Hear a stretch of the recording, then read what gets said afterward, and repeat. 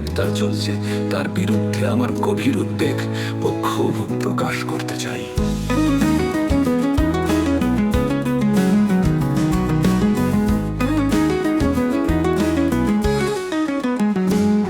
গোটা আন্দোলনের যৌক্তিক দাবিতে আমাদের ছাত্র ভাই বোনেরা যখন শান্তিপূর্ণভাবে নিজেদের দাবি জানাচ্ছে, তখন তাদের উপর অন্যায়ভাবে গুলি চালানো হচ্ছে, তাদের গ্রেপ্তার করে নির্যাতন করা হচ্ছে।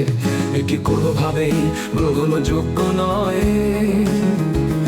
একটি স্বাধীন গণতান্ত্রিক দেশে আমাদের ছাত্র ভাই বোনেরা যখন শান্তিপূর্ণভাবে নিজেদের দাবি জানাচ্ছে, তখন তাদের উপর অন্যায়ভাবে গুলি চালানো হচ্ছে, তাদের গ্রেপ্তার করে নির্যাতন করা হচ্ছে।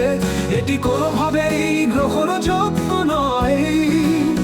একটি স্বাধীন ও গণতান্ত্রিক দেশে এমন অমানবিক আচরণ আমাদের মেনে নেওয়া উচিত নয়।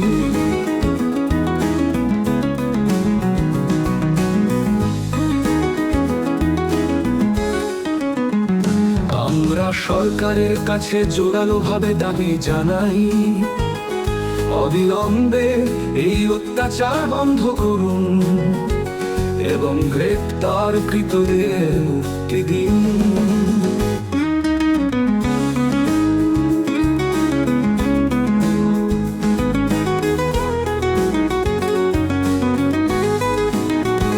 ছাত্রদের ন্যায্য দাবি মেনে নিন এবং তাদের উপর যে অত্যাচার হয়েছে তার সুষ্ঠু তদন্ত করে দায়ীদের বিরুদ্ধে শাস্তিমূলক ব্যবস্থা গ্রহণ করুন। আজ আমরা একত্রিত হয়েছি একটি সুষ্ঠু ও ন্যায্য সমাজ প্রতিষ্ঠার লক্ষ্যে। আমাদের ভাই বোনেরা যদি নিরাপদ না থাকে, তবে আমরা কেউই নিরাপদ নই।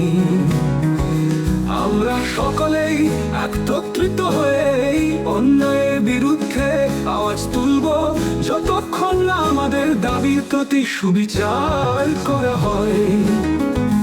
আমরা শান্তির পক্ষে, আমরা ন্যায়ের পক্ষে, আমরা মানবতার পক্ষে।